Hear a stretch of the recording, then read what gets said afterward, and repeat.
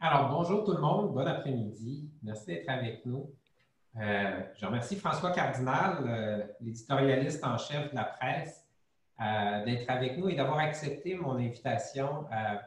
On reçoit beaucoup de gens à la Chambre, mais un des plaisirs qu'on a parfois, c'est de pouvoir créer ces moments où on a des échanges, je dirais, complices sur ce qui se passe, sur notre lecture des événements et sur ce qui s'en vient.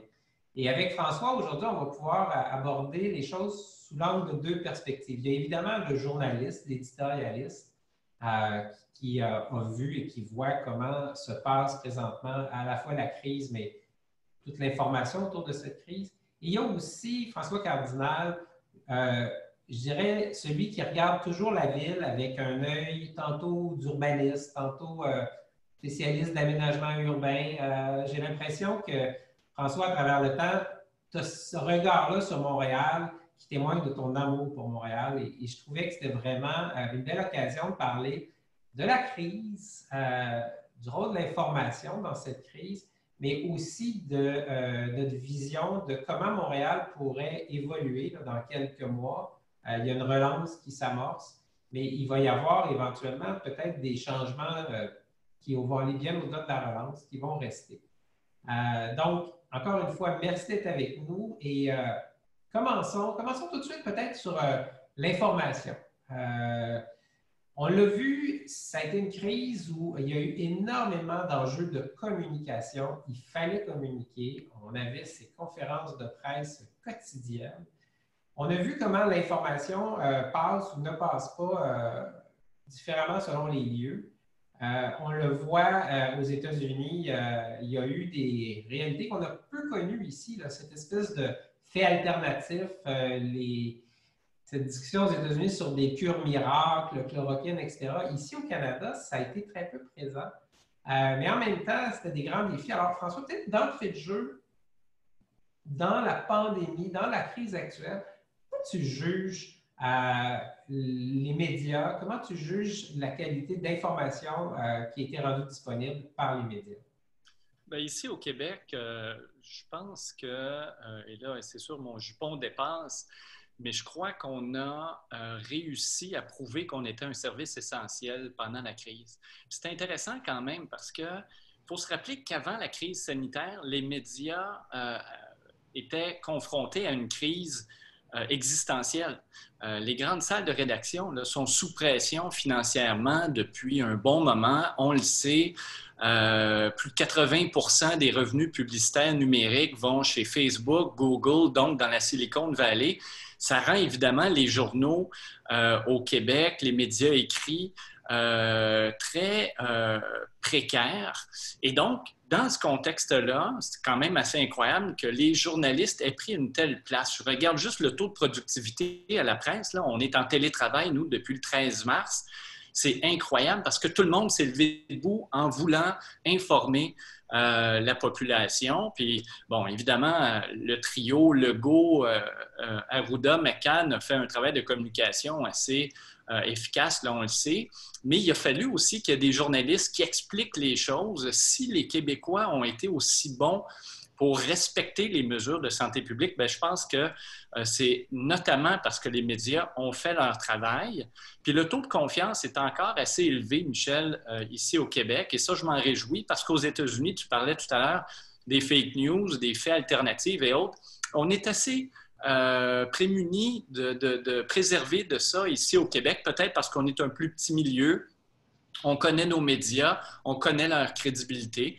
Bien, je pense que pendant la crise, en tout cas, si je me fie au taux de lecture de la presse, je pense on a pu prouver à quel point les médias étaient un rouage essentiel de la démocratie, encore plus en temps de crise.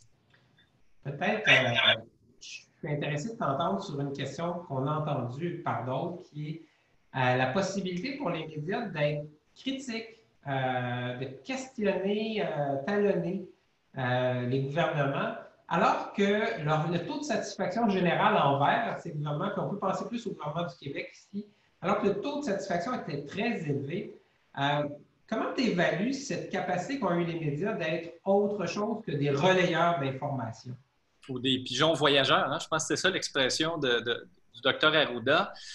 Il y a une chose qui s'est passée pendant cette crise-là d'assez unique, c'est que les auditeurs, les lecteurs, les Québécois ont eu accès au point de presse quotidien de François Legault. C'est intéressant parce que d'un côté, il y a eu cet attachement-là pour François Legault qui a fait une job redoutable en termes de communication, mais il y a aussi eu, je dirais, un travail pédagogique parce que les lecteurs, auditeurs ont vu ce que c'était une conférence de presse où les journalistes posent leurs questions. Et ça, pour avoir écrit là-dessus, j'ai reçu énormément de courriels de gens outrés du ton et des questions posées par les journalistes. Et ce que ça m'a montré, c'est à quel point il y a une mécompréhension du travail des journalistes qui ne sont pas que des courroies de transmission. On est là pour poser des questions, puis si le lendemain, on a une manchette avec une information précise, rigoureuse, c'est peut-être parce que le journaliste a reposé sa question 3 fois pour avoir de l'information. Mais en même temps, ça a choqué des gens qui ont vu un manque de respect pour le premier ministre, pour le trio. Et donc, ça a été un travail assez difficile d'équilibriste pour les médias, d'être à la fois respectueux des institutions, mais critique aussi, même en temps de crise, parce que des questions se posaient. Et je dirais d'autant plus que la Chambre de communes et l'Assemblée nationale ont suspendu leurs travaux. Donc, les seuls à pouvoir poser des questions aux décideurs en temps de crise, c'est quand même essentiel, c'était les journalistes. Et je pense qu'on a fait ce travail-là pendant la crise, même si ça a pu choquer bien des gens. Parlons de presque l'envers de la médaille qui est au niveau de l'information. J'ai l'impression que je ne me trompe pas en disant qu'à un moment donné, vous avez pris une décision que vous alliez parler de la COVID, de la COVID et de la COVID. Et que tout ce qui a été traité, même quand c'était des sujets périphériques, c'était toujours en lien avec la crise. Comment tu évalues le risque qu'il y a eu cette espèce d'œillère médiatique où on a tellement focalisé sur la crise qu'on a peut-être manqué d'autres histoires importantes qui se révéleront peut-être avec le temps ou pas? Comment tu vois cette décision de focaliser tellement sur la crise elle-même et toujours cet angle-là? Mais c'est toujours un travail d'édition qui est difficile, de savoir doser, de savoir bien choisir les sujets, les angles. Mais je pense que ça a été une bonne décision pendant le plus gros de la crise de se concentrer essentiellement sur la COVID. Honnêtement, ça a bousculé tellement de vies. Il y a tellement de gens qui ont été affectés d'une manière ou d'une autre, que ce soit en perdant leur travail ou parce qu'ils avaient un parent en CHSLD ou autre, qu'il nous fallait faire ce travail-là, de poser des questions, de donner de l'information. Regarde juste, Michel, depuis quelques heures, la distanciation sociale maintenant qui est variable. Si on n'avait pas des médias pour essayer de déchiffrer le 2 mètres, 1,5 mètres, 1 mètre, 0 mètre, je pense qu'on aurait de la difficulté. Donc, les médias sont essentiels dans une crise comme celle-là et je pense qu'il n'y avait pas tellement d'appétit pour autre chose au plus fort de la crise. Donc, peut-être pendant 2 mois, là, ça fait 3 mois, la crise est là. Tu as peut-être vu, Michel, depuis un certain temps, on a commencé à diversifier les sujets. Ce n'est pas en regardant les chiffres, les clics ou les taux de lecture autant que en regardant ce que les gens nous écrivent, les questions qui nous sont posées. C'est comme prendre le pouls d'une population puis se demander qu'est-ce que les gens ont envie d'entendre, de lire aujourd'hui. Et honnêtement, pendant 2 mois, ce n'était que de la COVID et c'est pour ça qu'on n'a donné que de la COVID. Mais peut-être, tu as raison, que dans les prochains mois, on va réaliser qu'il y a des décisions qui ont été prises peut-être en coulisses pendant ce temps-là. Puis on va regretter de ne pas avoir eu des journalistes qui creusaient, mais au nombre de journalistes qu'on est au Québec, il n'y en a pas tant que ça. Je pense qu'il fallait mettre toute la gomme sur la crise sanitaire. Revenons un peu sur la presse elle-même. Tu le disais tantôt, vous avez basculé en mode télétravail. Oui. Comment tu évalues d'abord ce pivot-là? On a beaucoup utilisé ce mot-là. Les entreprises ont dû pivoter leur modèle d'affaires, leur façon de fonctionner. D'abord, donc, comment tu évalues ça? Tu semblais tantôt dire que c'est une belle réussite. Et deuxièmement, est-ce que ça va durer par la suite? Je sais que toi, je pense que tu as dit que tu voulais travailler de chez toi pendant un petit bout de temps encore. Est-ce que la presse, les médias vont fonctionner différemment après la pandémie à cause des changements qu'on a enclenchés? Bien, je pense qu'au début, il y a eu un questionnement. La productivité, elle, a été au rendez-vous, même en télétravail. À la presse, je dois dire qu'on est assez habitué de ces grands changements-là, parce que tu le sais, dans les dernières années, on est passé du papier à la tablette, on est passé d'une entreprise privée à un OBNL. Les choses changent rapidement. Donc, honnêtement, ça n'a pas été difficile de continuer à produire la presse à tous les jours, même si chacun d'entre nous, on parle de centaines d'employés, était à la maison.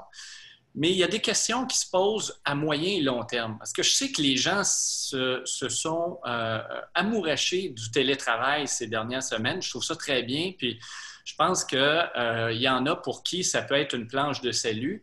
Mais en même temps, c'est vrai pour un média, puis c'est vrai pour d'autres entreprises.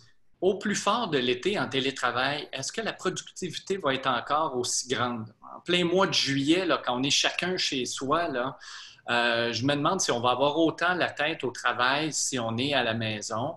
Deuxièmement, pour ce qui est d'une entreprise créative, comme l'est par exemple la presse, je pense que le mélange des idées, des discussions dans une journée type en personne est essentiel. Donc, c'est bien beau. Tout récemment, on a annoncé à nos employés que le télétravail va être repoussé jusqu'à la fête du travail, mais je pense qu'il va y avoir après un appétit pour revenir à une présence physique. Une salle de rédaction, c'est une aire ouverte. Je comprends que l'aire ouverte en temps de COVID, c'est pas ce qu'il y a de mieux, mais il va falloir trouver une solution, à mon avis, pour qu'on puisse être ensemble tout en respectant la règle de distanciation qui sera de rigueur à ce moment-là. Mais c'est essentiel de se parler, puis je pense, ça on pourra en parler un peu tantôt, mais dans une optique de centre-ville, de ville, où justement on profite de la synergie entre les entreprises, entre les gens, je pense que le retour au travail va être essentiel pour bien des entreprises, bien des gens, et j'espère pour le centre-ville, pour Montréal aussi, là. François, une dernière question sur l'angle du journalisme et l'éditorialisme. Historiquement, les gens ont critiqué parfois les médias en remontant vers le propriétaire et en disant, on sait bien, les médias ne sont pas autonomes, le propriétaire impose une ligne éditoriale, impose une vision des choses. On a entendu depuis quelques mois, ce n'est pas maintenant plus d'une année, les gens disent, on sait bien, si les gouvernements se mettent à soutenir le modèle d'affaires des médias et de le faire directement, les médias vont hésiter à mordre la main qui les nourrit ou je ne sais pas si c'est la bonne expression qui s'applique. Mais qu'est-ce que tu réponds à ceux qui disent qu'au sortir de la crise, vous avez obtenu ou vous allez obtenir de l'aide publique qui pourrait éventuellement vous rendre plus vulnérable à une forme de pression implicite de la part des gouvernements? Comment tu vois la chose?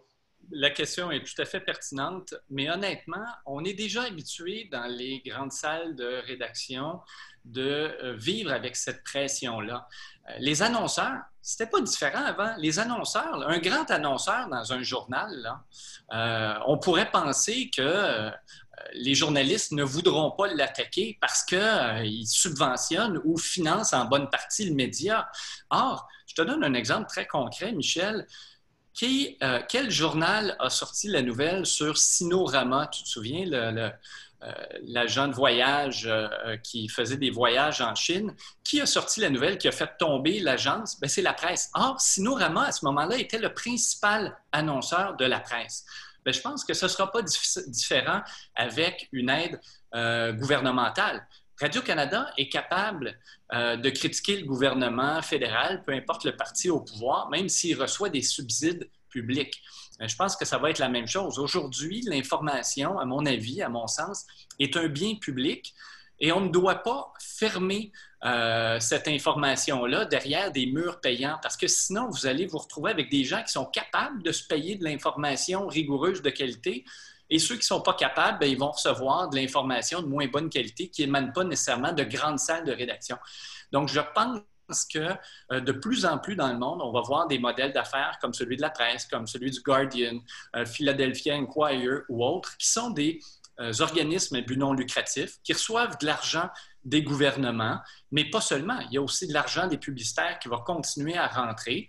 Et les journalistes, avec leur code de déontologie, les syndicats, etc., vont continuer à faire le travail indépendamment des pressions financières qu'ils ont toujours eues, même quand c'était des entreprises privées qui finançaient par la publicité plutôt que des gouvernements par les impôts.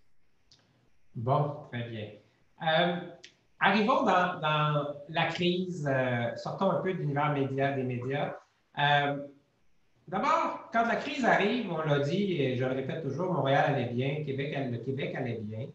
La crise nous frappe et je pense qu'on peut tous se dire qu'on a été très surpris du dérapage. Quand ça commence, on regarde nos chiffres, on regarde ce qui se passe aux États-Unis, puis on dit, mon Dieu, ça va aller ici. Aux États-Unis, ça a l'air d'être n'importe quoi. Puis à un moment donné, ça dérape, puis on s'aperçoit qu'on a un grave problème. C'est les CHSLD, mais c'est toutes les résidences pour personnes âgées. Ensuite, c'est aussi une certaine contamination communautaire par des travailleurs. C'est des hôpitaux qui ont des enjeux de zone froide, zone chaude. Et je pense qu'on a été très surpris. On est encore sous le choc de l'ampleur que ça a eu ici. Et finalement, on est encore un peu dans le brouillard parce que c'est difficile de savoir l'automne prochain, l'hiver prochain, comment ça va se passer. Ma première question, c'est est-ce que tu as l'impression qu'on a assez décortiqué l'ampleur de ce qui s'est passé à Montréal?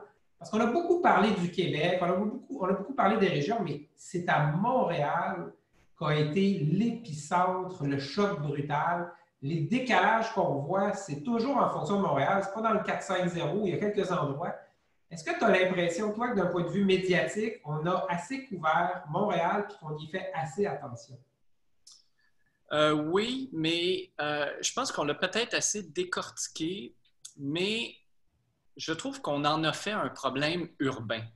Comme si la pandémie était liée directement à la densité, on ne se pose pas plus de questions et donc on se dit que Montréal est un problème qu'on doit gérer autrement que le reste du Québec. Alors, quand on déconfine, on va déconfiner partout ailleurs qu'à Montréal et à Joliette. Comme si le problème se retrouvait sur la rue Sainte-Catherine à Montréal. Mais en même temps, quand on regarde aux États-Unis, là, on a beaucoup parlé de New York où il y a eu 17 000 morts peut-être en disant c'est la densité.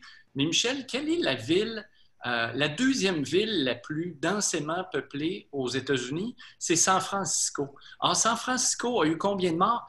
45. C'est donc la preuve que la COVID ou la pandémie n'est pas un problème à strictement parler urbain.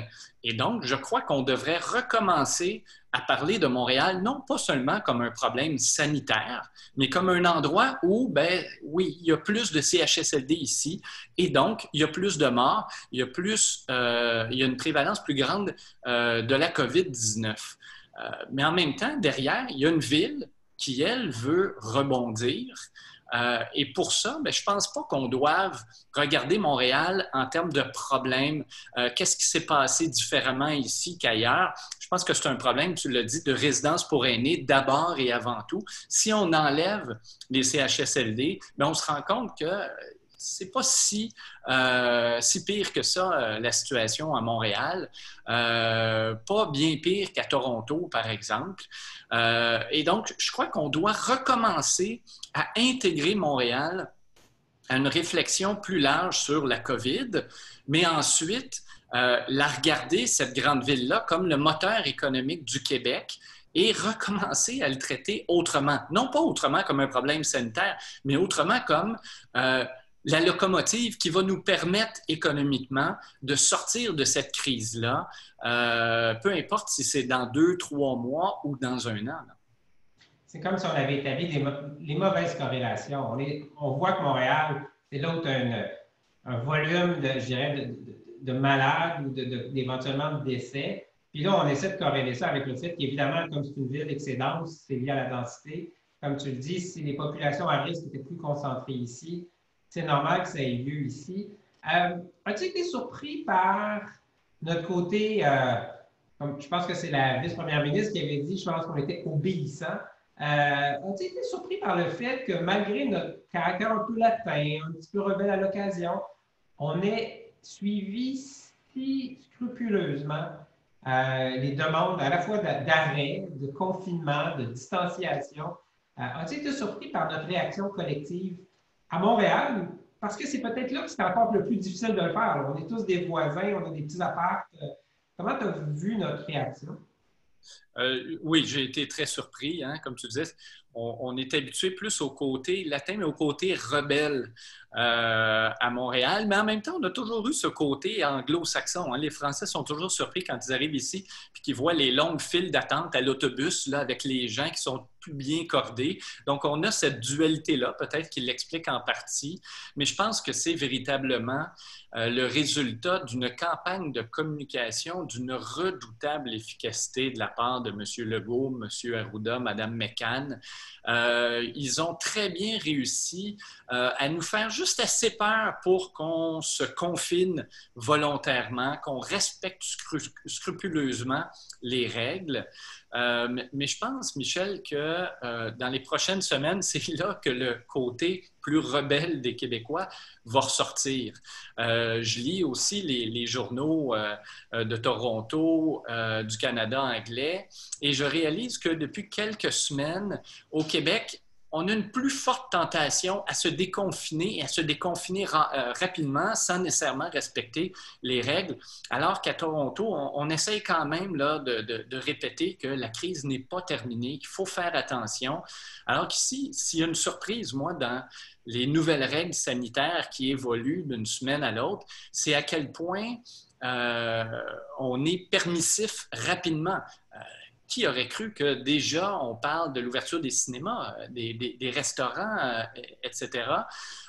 Et donc, oui, j'ai été surpris de cette grande docilité-là, pour prendre l'expression de la ministre Guilbeault, expression malheureuse à mon sens, mais je pense qu'elle est à peu près terminée et que dans les prochaines semaines, le déconfinement va se faire rapidement, d'autant que les règles sont de moins en moins claires et la réaction naturelle des Québécois, à mon sens, va être de dire, bon, finalement, c'est fini, on peut enfin recommencer à vivre. Je ne sais pas si ça va être en soi une mauvaise nouvelle parce qu'on ne le sait pas. Est-ce que ça va être une deuxième vague? Est-ce que ça va être des éclosions ponctuelles? Je parlais avec la docteure Joanne Liu, anciennement de Médecins sans frontières, qui me disait qu'à son sens, ce ne sera pas une deuxième vague, ça va être des micro-éclosions et ce ne sera probablement pas à Montréal, ça va être en région, là où la COVID a fait très peu de dégâts, si je puis dire, dans les derniers mois, donc où on est plutôt vierge par rapport à l'immunité. Et donc, Montréal pourrait se déconfiner rapidement et ça ne soit pas un réel problème. Mais on ne le sait pas. On nage complètement dans l'incertitude. On pourrait se retrouver dans un mois à reconfiner. Je voyais à Pékin où on a des foyers d'éclosion. Ça peut être inquiétant ou pas. On ne le sait pas.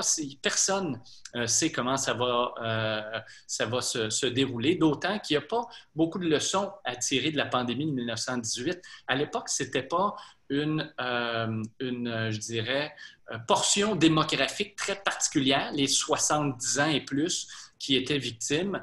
Donc, est-ce qu'il y a vraiment des leçons à tirer de 1918 et de sa deuxième vague qui a été plus meurtrière? Je ne pense pas. Tu parlais des décisions de déconfiner que tu trouves rapides. Je me posais la réflexion ces derniers jours. En face de moi, il y a un espace vert, un parc. Et je me disais, on pourrait mettre les règles qu'on voudrait bien avoir, mais les gens devant chez moi, là, ils étaient probablement une vingtaine. Ça s'embrassait littéralement quand ça arrivait, ça se souhaitait bienvenue. Je voyais clairement des gens qui disent, bon, ben, c'est fini.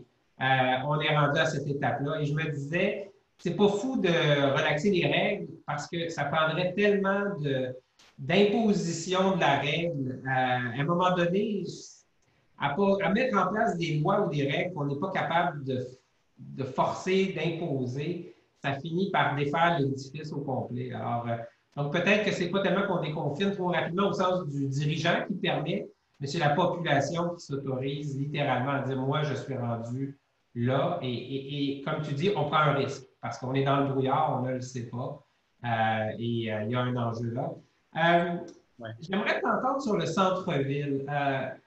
Tu le sais, j'ai été très, très, très actif depuis plusieurs semaines. On a produit un plan d'action On a une grande préoccupation parce que jusqu'ici, on voulait redémarrer l'économie et donc réouvrir des commerces, réouvrir des activités. Mais il y a une réalité, c'est, tu l'as dit même du point de vue de la presse, tu dis, nous, c'est jusqu'en septembre, on fait du télétravail.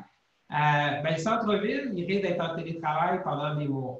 Des employeurs à qui j'ai parlé dans les taux me disent, Michel, cet automne, on planifie 20 de nos effectifs sur place. 80 on va leur demander de rester encore à la maison. On a toutes les installations, toutes les applications, tout ça. Mais un centre-ville, ça vit de l'achalandage, ça vit de cette densité de gens. D'abord, partage-tu mon inquiétude? Et puis, j'aimerais t'entendre sur les solutions qu'on devrait essayer d'apporter. Oui, l'inquiétude, elle est là. Et d'autant que c'est une chose de revenir au travail en septembre, comme je l'ai dit à la presse. On n'est pas dans une grande tour, là. Or, les ascenseurs, là, ça va être vraiment tout un défi à la place Ville-Marie, par exemple, de pouvoir remplir matin et soir la grande tour avec un respect d'1 mètre, 1 mètre et demi ou 2 mètres, peu importe ce que ça va être à ce moment-là dans les ascenseurs. Ça va être vraiment difficile. Donc oui, ça me fait peur. Comme je te disais, le télétravail, moi, je pense que ça va avoir quand même ses limites. Donc, il va y avoir un retour au centre-ville graduel, à mon sens. Ce qui sauve aussi le centre-ville, Michel, et tu le sais très bien, puis je pense qu'on ne le dit pas assez souvent, Montréal, avec New York peut-être, là, ce sont à peu près les 2 seules villes en Amérique du Nord qui profitent d'un centre-ville habité. Et ça, c'est vraiment quelque chose de très positif. Quand on regarde Toronto ou Boston, par exemple, des centres-villes, des quartiers d'affaires qui sont littéralement vides quand il n'y a pas d'employés, ça peut être autrement plus difficile. Donc, je pense qu'on a là un potentiel pour rebondir, même cet été, même si on n'aura pas les touristes habituels, les étudiants étrangers, les employés dans les tours. J'ai lu le rapport que tu as signé avec Monique Simard. Moi, je trouve ça très osé, très audacieux, très progressiste de dire, bien, pourquoi est-ce qu'on ne créerait pas une rue piétonne d'Atwater jusqu'à Papineau pour essayer d'attirer les gens? Parce que sinon, si on ne fait pas ça, Michel, bien, les Montréalais qui vont rester en ville cet été, ils vont aller sur Mont-Royal, ils vont aller sur Saint-Denis dans le quartier latin pour profiter un peu d'une rue piétonne. Mais pourquoi est-ce qu'ils iraient au centre-ville avec des tout petits trottoirs? Sainte-Catherine n'a pas encore été refaite comme on veut la refaire. Donc, c'est des tout petits trottoirs. C'est pas très agréable. Si on n'anime pas, si on ne crée pas de rue piétonne, honnêtement, j'ai peur que les Montréalais ne viennent pas au centre-ville. Or, avec cette idée-là, qui transformerait quand même la Sainte-Catherine en la rue piétonne la plus grande au monde, je crois. On parle des fois de Stroget à Copenhague, qui est une des rues piétonnes les plus longues. C'est en fait un quartier. On parle de 3,4 km. La Sainte-Catherine, ce serait 4,5 km. Mais je pense que ça, c'est un argument de vente pour attirer des gens. Je regardais ce que Destination Centre-Ville fait en proposant la livraison le jour même pour les entreprises du centre-ville. Je trouve qu'avec des idées originales, de l'animation, on peut permettre au centre-ville de Montréal de rebondir à condition qu'on ait un peu d'argent. Et c'est là où le bas blesse, à mon sens, c'est que la ville veut beaucoup, mais la ville n'a pas beaucoup d'argent. Alors que le gouvernement, lui, devrait appuyer davantage le centre-ville de Montréal, la métropole, le Grand Montréal, mais on ne sent pas une grande sensibilité du côté du gouvernement Legault pour Montréal, comme s'il fallait traiter le centre-ville de la même manière que celui de Trois-Rivières, Sherbrooke, Gatineau ou ailleurs, alors que si on veut multiplier des initiatives comme celle de Destination Centre-Ville, bien, ça va coûter des sous. Et ces sous-là, bien, il va falloir qu'ils proviennent du gouvernement du Québec. À d'autres époques, il y a des partis qui ont été beaucoup plus sensibles à la question urbaine, à la question métropolitaine. Bien, j'espère, avec le plan de relance qu'on attend dans les prochaines heures de Valérie Plante, avec les représentations de la Chambre de commerce de la ville et autres, que le gouvernement Legault va se réveiller en se disant « Ouais, peut-être qu'il faudrait accorder un peu plus d'attention et de sous à Montréal, aux autorités, au centre-ville, pour pas qu'on se retrouve avec un effondrement commercial et immobilier dans 6 mois, là. » Parce que je t'écoutais, puis évidemment, personne ne sera surpris de savoir à quel point on est d'accord. Je suis d'accord avec ce que tu dis. Puis, un des enjeux, parce que les gens m'ont dit, Michel, les entreprises dans les tours du centre-ville ne vont pas s'effondrer. Je disais non, le télétravail va faire en sorte qu'un CGI de ce monde, un Mouvement des Jardins de ce monde, un Hydro-Québec, la presse en télétravail, les organisations vont continuer de fonctionner.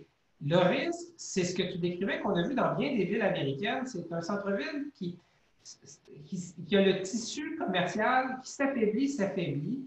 Et ce que ça a comme effet, quand on le voit ailleurs, c'est que ça fait un centre-ville après qui est un peu lugubre, qui semble moins sécuritaire, peut-être qui devient moins sécuritaire. Et là, il y a une espèce de cercle vicieux ou roue négative qui peut s'installer. Et ça devient beaucoup plus difficile et plus coûteux de renverser ça plutôt que d'essayer de le prévenir. Et c'est une question de mois. Si on réussit, bien, éventuellement, comme tu dis, et à la presse et ailleurs, il y a des réalités qui vont faire que les gens vont revenir. Et là, on va avoir passé la période très sensible. Et ça m'amène peut-être, si tu le veux, on peut basculer dans l'impact plus durable. Tu as parlé tantôt d'un lien entre densité, mortalité, pandémie. Mais il y a beaucoup de gens qui vont plus loin en disant attends, c'est pas juste le lien entre densité et pandémie qui fait que des gens pourraient vouloir vivre à l'extérieur, c'est le télétravail lui-même. Combien de gens viennent de découvrir que peut-être qu'eux, venir au centre-ville ou venir à un endroit fixe de travail une fois, deux fois dans la semaine, ça serait bien suffisant. Est-ce que c'est le modèle de la ville qui pourrait être affecté par une des grandes leçons de cette pandémie? C'est possible. Déjà, aux États-Unis, il y en a qui sonnent l'alarme en disant qu'on pourrait vivre un nouvel exode vers la banlieue en ville, surtout avec le télétravail.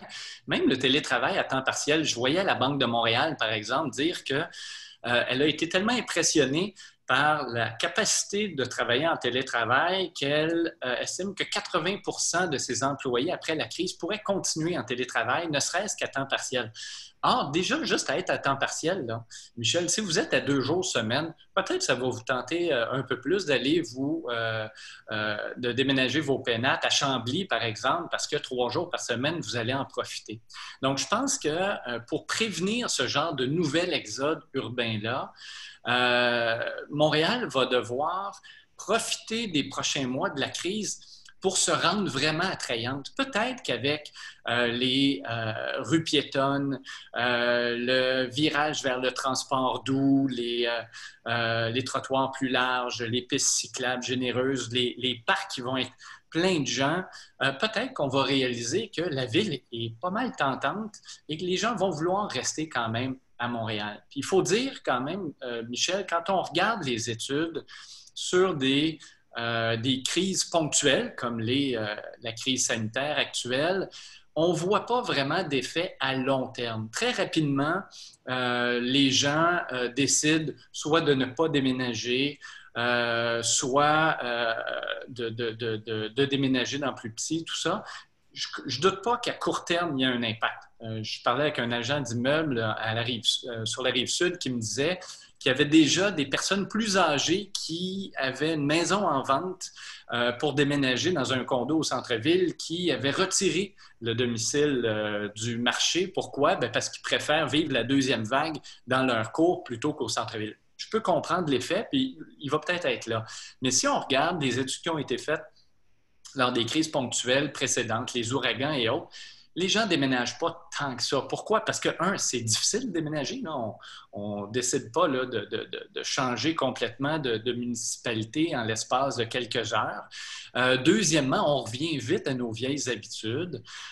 Et donc, je pense que si Montréal réussit à se rendre très intéressante cet été, alors que les Montréalais vont être des touristes dans leur propre ville, si elle réussit à attirer même des banlieusards qui vont être à la recherche de bains de foule dans un contexte de distanciation sociale, je pense qu'on peut réduire le risque d'un nouvel exode, mais il va falloir faire attention. Ce n'est pas le temps, par exemple, de lancer des projets de train de banlieue à grandeur de la région pour envoyer les gens plus loin, parce que ça peut être un risque. Mais je pense qu'il est quand même, somme toute, assez limité pour l'instant. L'autre élément de transformation de nos habitudes, là, c'est ce débat qui existe autour du transport en commun. Ouais. où, d'abord, dans l'immédiat, on le voit, les sondages disent que les gens n'ont pas envie de se retrouver dans des autobus ou des métros bondés. Puis, si les gens vont se déplacer, ils vont utiliser leur voiture dès qu'ils sont en famille, par exemple. C'est un réflexe.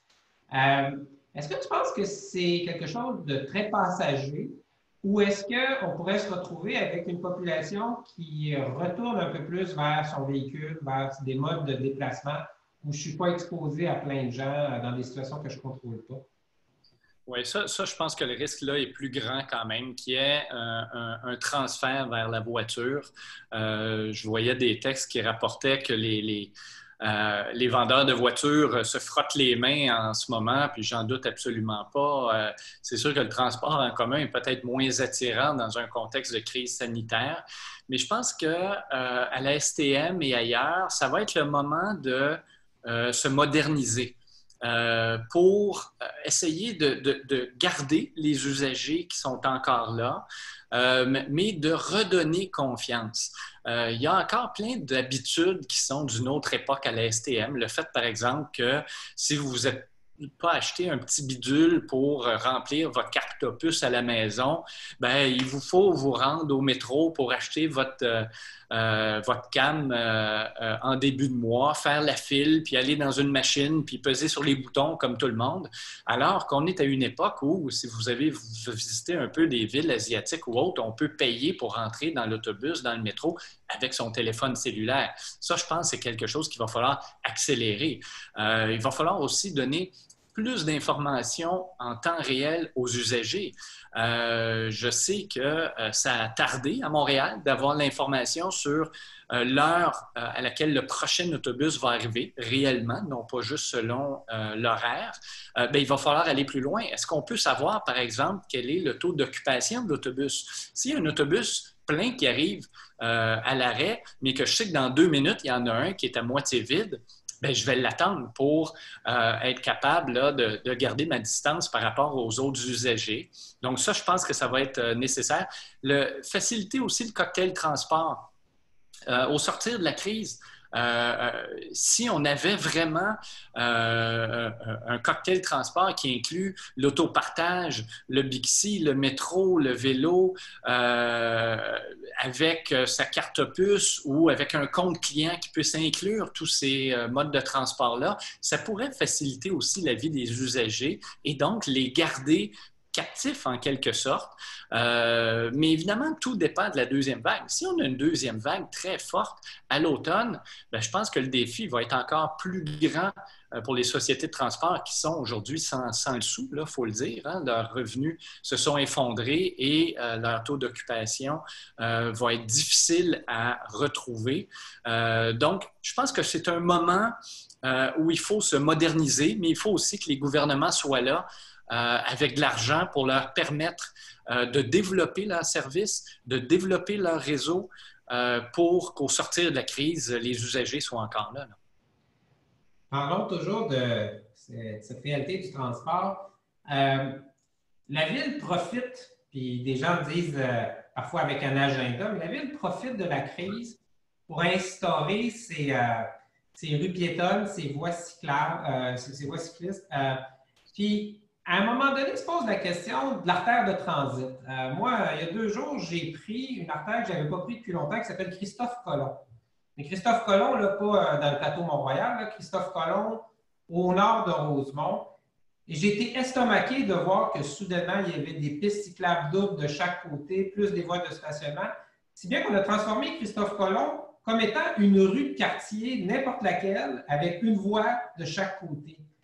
Quand on sait que sur Saint-Denis, on veut faire de la piste cyclable, puis on veut la rendre moins d'espace pour les voitures. Quand on a même envisagé de piétoniser Saint-Laurent à un endroit, est-ce qu'il est en train d'y avoir un déséquilibre où on ne reconnaît pas qu'une ville a besoin d'avoir des artères de transit, que si on a une maison symphonique dans le centre-ville, c'est parce que c'est un actif probablement pan-québécois ou à tout le moins pan-régional où des gens vont venir en voiture. Comment tu vois l'équilibre entre artères, comme tu disais tantôt, piétonnes, la voie cyclable et cette nécessité d'avoir des artères de transit? Je pense que le mot-clé dans ta question, Michel, c'est l'équilibre. Est-ce qu'on est en train de basculer dans un contexte où on donne trop de place au transport doux? Peut-être, mais peut-être pas non plus. On ne sait pas comment va se dérouler l'été. Et donc, cet équilibre-là, à mon sens, on doit essayer de l'atteindre à tous les jours. Mais à tous les jours, on doit se poser la question si on l'a atteint. Je regardais dans Rosemont, tu parlais de Saint-Laurent, dans la Petite-Italie, où on a voulu piétoniser, puis finalement, on a reculé. On appelle ça de l'urbanisme tactique. L'urbanisme tactique, c'est quoi? On implante des voies cyclables ou piétonnières ou des transit malls de manière temporaire. Et on les enlève quand on n'en a plus besoin ou on les rend permanentes si finalement on se rend compte que ça remplit un besoin. Et moi, ce qui m'a rassuré dans l'attitude de l'arrondissement Rosemont et de la ville de Montréal pour la Petite-Italie, c'est quand on a réalisé que la SDC, la Société de développement commercial, en voulait juste pas de cette piétonisation-là, bien, on a reculé, on a fait volte-face. Honnêtement, dans un contexte de crise sanitaire où on doit pondre un plan de déplacement qui prendrait normalement 2 ans à élaborer, bien, ça me rassure de voir qu'on est capable de dire, bon, bien là, on est peut-être allé trop loin. Rosemont a fait la même chose pour Beaubien et pour Masson. On voulait faire des transit malls sur ces 2 artères-là, on a reculé. Bien, si on est capable, pendant tout l'été, d'avoir cette souplesse-là, cette flexibilité qui permet d'implanter des bollards, mais le lendemain de les enlever si on se rend compte que ça ne répond à aucun besoin ou que les problèmes sont plus grands que les gains, bien, je n'ai pas tellement de problèmes là. Je pense sincèrement, Michel, qu'il y a certaines rues qui vont tellement gagner de cette piétonisation-là cet été qui vont en rendre jalouses certaines autres artères qui n'attireront pas autant de monde. Donc, je pense que c'est un équilibre à atteindre à tous les jours. Il y a un examen de conscience qui doit se faire et Montréal doit être agile en temps de crise pour justement répondre aux besoins sans aller trop loin, sans aller aussi loin que de développer un agenda idéologique en bon français. Là. Je retiens de ce que tu viens de dire quelque chose, encore une fois, que je partage complètement et c'est j'aime bien quand les gouvernements reculent, les autorités reculent sur une décision. Et on crie souvent à l'erreur. Et je trouve que c'est à l'inverse plutôt de la maturité démocratique que d'avoir des gouvernements qui puissent arriver à dire j'ai essayé quelque chose, j'ai écouté, j'ai vu et je reviens sur ma décision. Donc, je suis bien d'accord avec toi. Parlons d'un sujet qui t'est cher, transition, appelons-la transition écologique, transition énergétique. Allons vers une ville plus sobre en carbone. Beaucoup de gens disent, et j'en suis, on ne devrait jamais gaspiller une crise, on en vit une. Quels sont les gestes qu'on devrait poser ou qu'on peut poser qui ferait qu'on aurait une vraie relance verte à Montréal? Bien, je pense, écoute, je vais faire un lien avec ta question précédente. Je pense qu'on fait déjà un pas en avant en testant cet été tout ce plan de déplacement très progressiste, peut-être trop à certains endroits, parce que si on réalise que ça répond à certains besoins, bien, on va être déjà plus avancé l'été prochain quand on va les rendre permanentes. Et donc ça peut réduire l'impact des gaz à effet de serre, par exemple, à Montréal. Je pense aussi qu'il y a une bonne idée qui provient de Paris. Tu as peut-être suivi là-bas les élections municipales. Il y a eu le premier tour, le deuxième tour a été annulé à cause de la COVID. Mais je suivais un petit peu ça et j'ai vu qu'Anne Hidalgo à Paris avait dans sa plateforme électorale un projet que je trouve vraiment très chouette, la ville du quart d'heure. Et la ville du quart d'heure, je trouve qu'elle pourrait inspirer Montréal. Qu'est-ce que c'est? C'est que peu importe où on habite à Montréal, tous nos besoins essentiels, on peut les retrouver à pied ou à vélo dans un rayon de 15 minutes. Il y a à peu près la même chose, je pense c'est à Seattle ou à Portland en Oregon, où on est dans la ville des 20 minutes. Bon, ça peut être 15 minutes, 20 minutes, peu importe, mais je pense qu'il y a un virage à faire vers une spécialisation des quartiers résidentiels. À une autre époque, Michel, tu t'en souviens, on allait sur Mont-Royal, sur Saint-Denis, pour des commerces de destination. Je me rappelle d'Arthur Quentin, par exemple, sur Saint-Denis, qui ne se retrouvait pas ailleurs. Or, aujourd'hui, ces artères-là, leur salut passe par la proximité. On est davantage dans des commerces qui peuvent répondre à des gens qui habitent non loin ou dans des quartiers autour. Alors que le centre-ville, lui, au contraire, doit être ce pôle de commerce de destination-là. Et si on réussit justement à faire ce virage local d'hyper-proximité dans les quartiers, bien, on va réduire le besoin de se déplacer en voiture, même de se déplacer en transport en commun. Et donc, je pense que ça, c'est le genre de réflexion qu'on peut avoir tout de suite, peut-être pour tester des choses, pour faire des changements en temps de crise, alors que la motorisation est bien moins grande, qui pourrait aider Montréal à plus long terme. On le voit en ce moment, les gens réapprivoisent un peu leur quartier dans le contexte de la crise. Ils s'achètent des vélos comme jamais auparavant. Ils retrouvent la pertinence de l'achat local. On l'a vu avec le panier bleu. Je pense qu'il y a là une réflexion nécessaire à moyen terme qui pourrait nous permettre de faire les bons choix dans les prochaines années. Surtout, et je termine là-dessus, mais dans un contexte de relance où on va avoir des budgets faramineux pour des grands projets qui pourraient changer le visage de Montréal. Il faut faire ce virage-là vers une économie moins forte en carbone, une économie d'électrification, surtout dans un contexte québécois, et une économie vers l'achat davantage local. Je pense que Montréal, qui est déjà, d'après moi, une des métropoles à échelle humaine du continent, a des très bonnes bases pour prendre ce virage-là plus rapidement que d'autres, un peu comme Paris, par exemple. François, il nous reste peu de temps et j'ai pourtant deux questions, à mon avis, importantes qui peut-être pourraient faire l'objet d'une causerie à elle seule. La première question, c'est un sujet qui tient à cœur. On a une pandémie qui a bouleversé le milieu de l'éducation, qui a placé beaucoup de gens en apprentissage à distance, avec, à mon avis, plus ou moins de ratés, surtout dans le domaine public. Là, j'ai un fils au primaire, puis pendant un bon bout de temps, c'était le flou le plus total sur ce qui était attendu de lui et de nous comme parents. Et j'ai parlé d'un fils. Donc, je voulais t'entendre sur les garçons. Les garçons, l'enseignement à distance, la pandémie, une des préoccupations que tu as beaucoup évoquées, et je la partage, c'est la vision qu'on a de l'éducation vers les petits garçons, vers les garçons. Il y a beaucoup de décrochage. C'est quoi ta lecture des retombées d'une crise comme celle-ci sur la situation de nos garçons à l'école? Ah, ça va être, honnêtement, j'ai peur pour la suite, Michel, parce que ceux qui avaient déjà de la difficulté, puis que ce soit des garçons ou des filles, là, ceux qui avaient déjà de la difficulté, on les a probablement échappés pendant cette crise-là. Et ça, c'est assez dramatique dans un contexte où le Québec était déjà champion du décrochage scolaire. Or là, quand vous avez des écoles, puis je suis d'accord avec toi, pas seulement au public, là, même au privé, là, c'était à géométrie variable, l'approche de l'enseignement à distance. Et certains garçons ont peut-être plus de difficulté à être concentrés devant un iPad, peu importe leur âge, ou ont peut-être une autonomie moins grande pour justement être capable à la maison de suivre un horaire, puis d'être là au bon moment, puis de se motiver encore plus. Parce que souvent, les garçons, c'est un problème de motivation.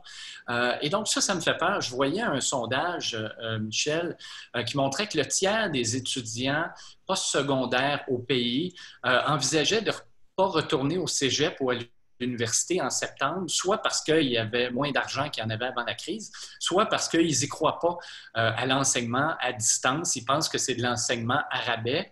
Mais je pense que s'il y a une réflexion à avoir par rapport à ça au Québec, c'est comment est-ce qu'on peut mieux se préparer pour la prochaine fois pour cet enseignement à distance-là. On a vu en Ontario à quel point ils ont réussi à basculer presque du jour au lendemain vers un enseignement en ligne efficace parce que déjà les élèves, les enseignants étaient plus habitués aux différents logiciels, alors qu'au Québec, c'est comme si on tombait des nues puis on se demandait, rendu à la maison, si on avait une connexion Wi-Fi. Les syndicats en enseignement n'ont pas tellement aidé dans le contexte de la pandémie. Et donc, je pense que oui, c'est beau de réfléchir au mois de septembre, comment on va faire pour assurer une plus grande présence physique, mais comment, dans un contexte où les experts nous disent que des pandémies, on pourrait en vivre d'autres de manière plus fréquentes dans l'avenir, comment est-ce qu'on peut mieux se préparer pour avoir un enseignement qui est capable de basculer plus rapidement en ligne et que ça soit aussi efficace? Est-ce que c'est d'avoir une journée en ligne en temps normal pour les étudiants du secondaire, par exemple, de telle sorte qu'on est prêt à aller chercher les élèves à la maison pour qu'ils soient à leur affaire? Je ne le sais pas, mais je vois là un problème supplémentaire qui pourrait nous réserver des surprises en termes de décrochage dans les prochains mois, prochaines années. Est-ce que ceux qui étaient justement sur le bord de décrocher vont être encore là en septembre? Est-ce qu'ils vont être encore là au mois de janvier prochain? Ça m'inquiète vraiment, Michel. Alors, François, je te pose une dernière petite question, mais qui est quand même importante et qu'on va commencer, je pense, à discuter tous ensemble. Et c'est ce qui est lié aux événements qui sont produits aux États-Unis, à cette espèce de prise de conscience qu'on a sur l'enjeu du racisme systémique. Montréal est une ville de diversité. Montréal est une ville où je pense qu'il y a beaucoup de conscience de l'autre. Il y a de la tolérance. En même temps, il y a du racisme systémique, selon plusieurs, notamment dans des domaines comme la police. Et il y a donc des choses qu'on va devoir faire. Je voulais juste entendre sur la meilleure façon d'avancer. Pas tout de suite sur les solutions, peut-être qu'on t'en a déjà, mais comment on devrait avancer dans les prochains jours, les prochaines semaines, vers une prise de conscience qui mène à de l'action? Bien, je pense que c'est intéressant comme question. Je pense qu'on est en pleine prise de conscience actuellement, puis que c'est les bonnes bases pour aller plus loin. Puis quand je dis qu'on est dans cette prise de conscience-là, il va y avoir un avant et un après décès de George Floyd, même à Montréal, même au Québec. Même au Canada. Pourquoi je dis ça? Bien, regardez, Doug Ford, en Ontario, a commencé par dire qu'il n'y avait pas de racisme systémique, a changé d'idée en quelques heures. La grande patronne de la GRC, même chose, en 24 heures, a fait volte-face sur cette question. Je regardais le SPVM, je regardais la Ville de Montréal qui reconnaît maintenant l'existence du racisme systémique. D'ailleurs, ça isole beaucoup François Legault, qui est à peu près seul sur sa planète à ne pas le voir, ce racisme systémique-là.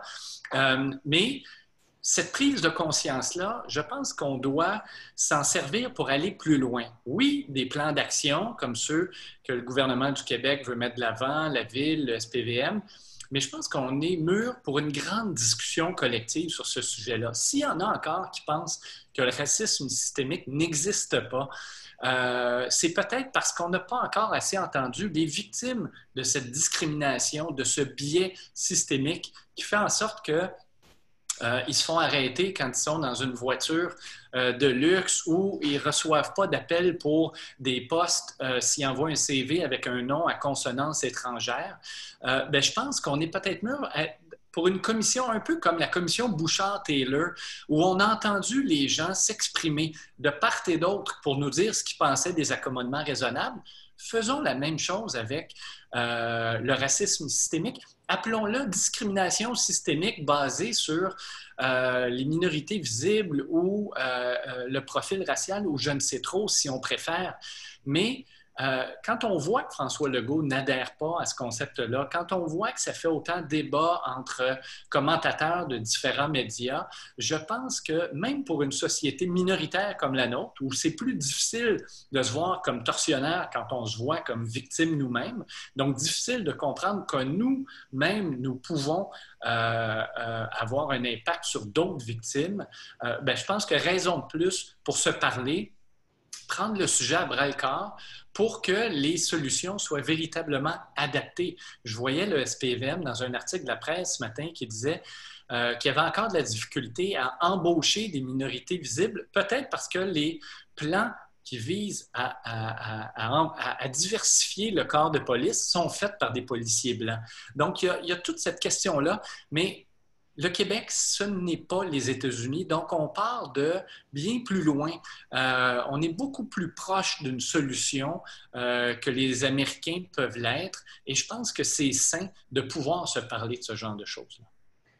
Oui, je t'écoutais et je me disais, c'est comme si on vivait un paradoxe, qui est qu'on a peur d'une certaine critique qu'on s'imposerait à nous-mêmes et que d'autres nous imposeraient, alors qu'à la fin, si on regardait, peut-être que, comme tu le dis, on est plus avancé vers une solution et on pourrait faire bouger les choses très rapidement si la prise de conscience se généralise assez. François, ça a été un grand plaisir. Grand plaisir. Je pense qu'on devrait se faire plaisir comme ça plus souvent. Donc, pas nécessairement attendre la prochaine pandémie. Alors, je te remercie encore une fois. Je remercie à tout le monde qui nous a écoutés. J'ai vu qu'il y avait des petits commentaires qui passaient ici et là. Je vais les lire après. Mais merci beaucoup, François. Merci, Michel. C'est vraiment une belle invitation. C'est un plaisir de parler de Montréal, donc n'importe quand. Bon après-midi à tout le monde et à bientôt. Au revoir.